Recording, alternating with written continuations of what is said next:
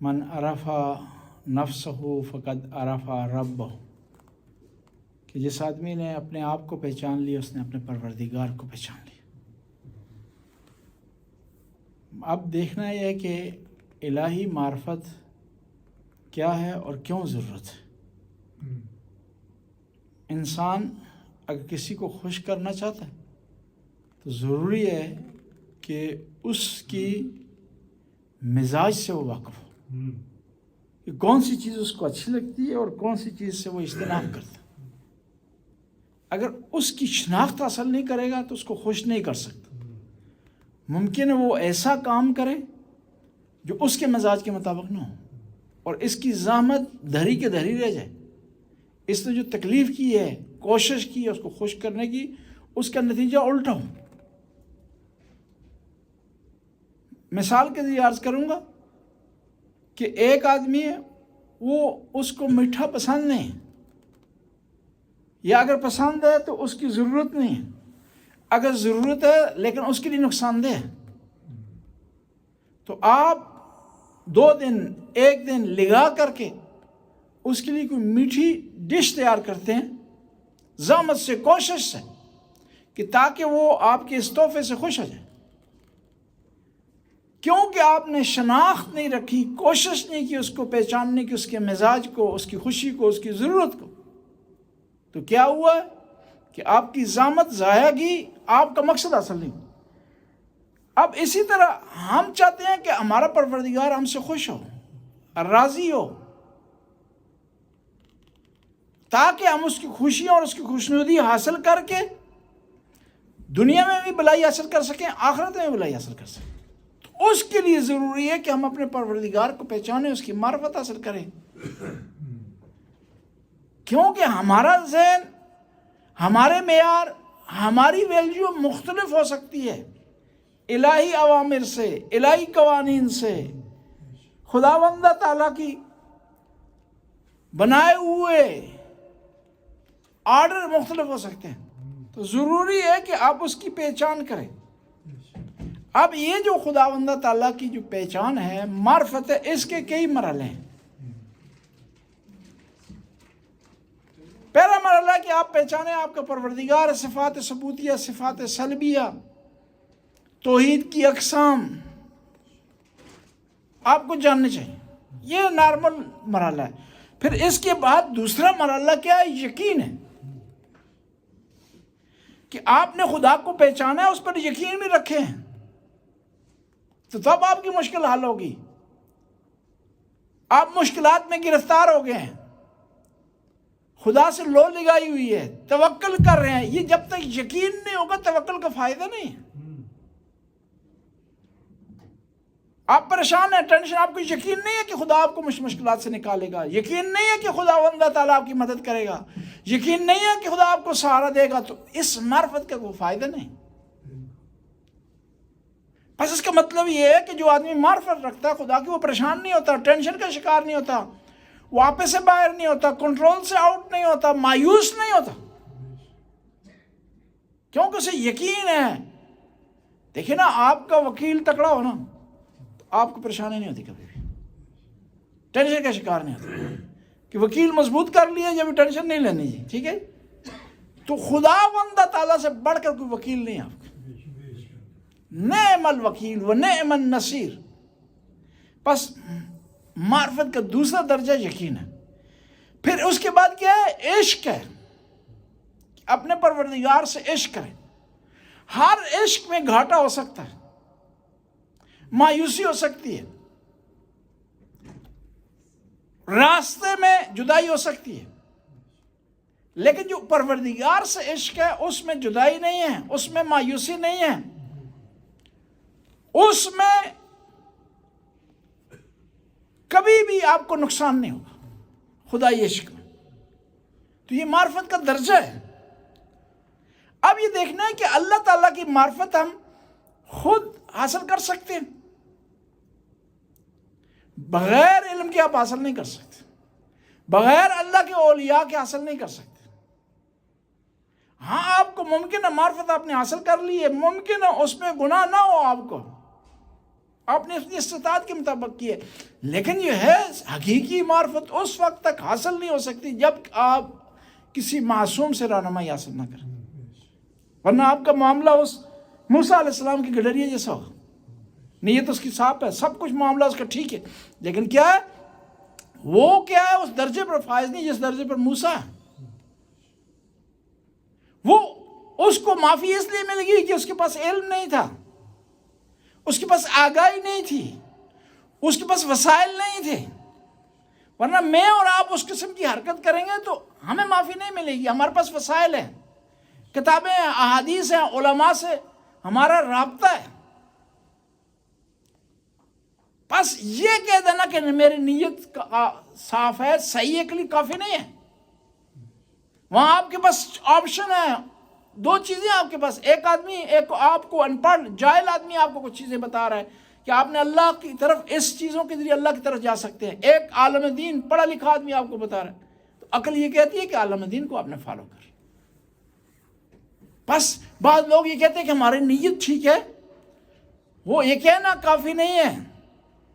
इस जमाने में जब हर किस्म के इल्म तक आपकी दस्तरस है, बस जरूरी है कि अल्लाह की मार्फत हासिल करने के लिए औलिया अल्लाह के दर पर जाया जाए, उनसे ये मार्फत जो है वो हासिल की जाए, उनके जरिए खुदा तक पहुंचा जाए। इमरूज दर मोरद मार्फत व शनाख्त खुदा میخوایم بعضی از مطالب رو خدمت حضار تقدیم نماییم. شما موقعی که میخواید خوشنودی یک نفر را به دست بیارید و رضایت او را جلب نمایید، مهم است که نسبت به اون آشنایی کامل داشته باشید. شما اگر میخواید رضایت یک نفر را جلب کنید و ندانید که پسند اون و ناپسند اون چی می باشد، نمیتونید رضایت او رو به دست بیارید. یک مثالی برای افهام و تفهیم میخوام عرض نمایم. شما میخواید یک نفر رو خوشحال بسازید و نمیدونید که اون چی چیزی رو میپسنده و از چه چیز اجتناب میورزد و از چه چیز دوری میجوید، نمیتونید رضایت او رو به دست بیارید. شما یک روز کامل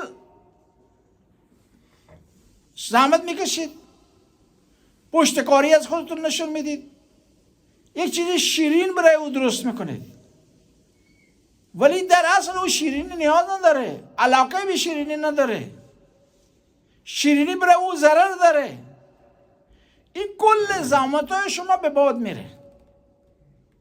پس این هم اینجا مهمه که ما که میخوایم خدای خودمون را از خودمون راضی بسازیم، رضایت او را به دست بیاریم، مهم است که ما بدونیم که این کدام عمل ما مورد پسند خداوند تعالی است، از کدام عمل خدا راضی میشه.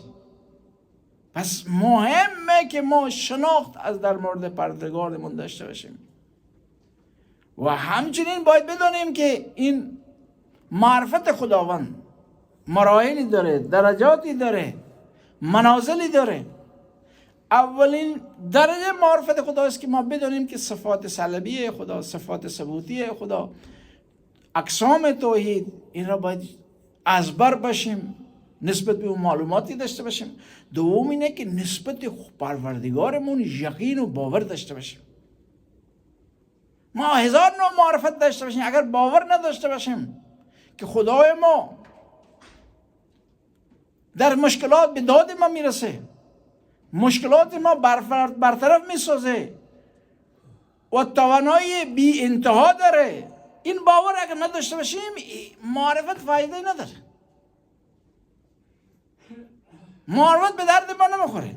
دوم اینه که معرفت خدا درجه دومش اینه که محبت و عشق بورزیم، ما فنا فی الله بشیم، خودمون را در محبت خدا غرق بنماییم، بعد این محبت نتیجه میده. और फिर एक और पॉइंट है, खुदा की मार्फत सिर्फ किताबें पढ़ने से, तकरीरें सुनने से معلومات حاصل کرنے سے حاصل نہیں ہوتی. اس کے لیے ضروری ہے کہ آپ تہ دل سے خدا کی معرفت حاصل کرنا شروع کریں. ممکن ہے ایک آدمی ساری زندگی کتابیں پڑھتا رہے, خدا کی معرفت سے حاصل نہ ہو. اس کے مقابلے میں ایک آدمی ایک جملہ سن لے کسی سے, ایک صفحہ کہیں سے پڑھ لے, تو اس کے دل میں خدا کی معرفت اتر جائے, اور پھر دنیا سے وہ بیگانہ ہو جائے, دنیا سے وہ دور ہو جائے, خدا میں محو ہو جائے. دنیا سے دور ہونے کا مطلب یہ نہیں ہے کہ انسان دنیا کو ترک کر دے. دنیا سے دور ہونے کا مطلب یہ ہے کہ دنیا حاصل کرنے کے لیے جھوٹ بولنا چھوڑ دے, دنیا حاصل کرنے کے لیے فراڈ کرنا چھوڑ دے, دنیا حاصل کرنے کے لیے سبز باغ لوگوں کو دکھانا شروع نہ کرے. یہ مراد ہے. ورنہ اس دنیا میں رہ کے آپ نے آخرت حاصل کرنی ہے, اسی دنیا میں رہ کے خدا کی معرفت حاصل کرنی ہے, اسی دنیا میں رہ کر کے آپ نے کیا کرنا ہے, کامیابی حاصل کرنا. دنیا سے الگ تھلگ ہو کر آپ نے آخرت نہیں حاصل کرنی. یہ دنیا مدرۃ الآخرہ, یہ دنیا آخرت کے لیے کھیتی ہے. یہ دنیا پول آخرت تک جانے کے لیے, یہ دنیا جنت کے حصول کے لیے ذریعہ ہے. کوئی علیحدہ اس کے لیے انتظام نہیں ہے. بس اس دنیا میں رہ کر خدا کی معرفت ہم حاصل کریں. ایک خلاصہ کرتے ہیں ایک جملے میں کہ خدا کی معرفت کیا ہے. محرمات اور واجبات کا علم حاصل کرنا, حرام کاموں کو جاننا, یہ کون کون سے کام حرام, واجبات کو جاننا اور ان پر عمل کرنا, یہ معرفت کی بنیاد ہے. پھر اس میں درجات ہیں. آپ مستحبات کی طرف جائیں گے, مکروہات کی طرف جائیں گے, پھر جہاں شک پڑ گیا اس سے روک رہے ہیں, یقین پر عمل کرنے کی کوشش کر رہے ہیں. جہاں کہ معاملہ مشکوک ہو گیا ہے, سمجھ نہیں آ رہی یہ حلال ہے حرام ہے, وہاں اس سے بھی پرہیز کرنا. یہ کیا ہے, اس کے درجات ہیں. پھر جب انسان معرفت کی انتہا پر پہنچتا ہے نا, اعلیٰ درجے پر پہنچتا ہے, پھر اس کی آنکھوں سے پردے جو ہے وہ ہٹ جاتے ہیں. وہ پھر بشر حافی بن جاتا ہے, پھر وہ اویس کرنی بن جاتا ہے, پھر وہ ابو ذر بن جاتا ہے, پھر وہ مقداد بن جاتا ہے, پھر سلمان فارسی انسان بن سکتا ہے. اور تاریخ نے بتایا کہ لوگ بنے ہیں. بسم اللہ.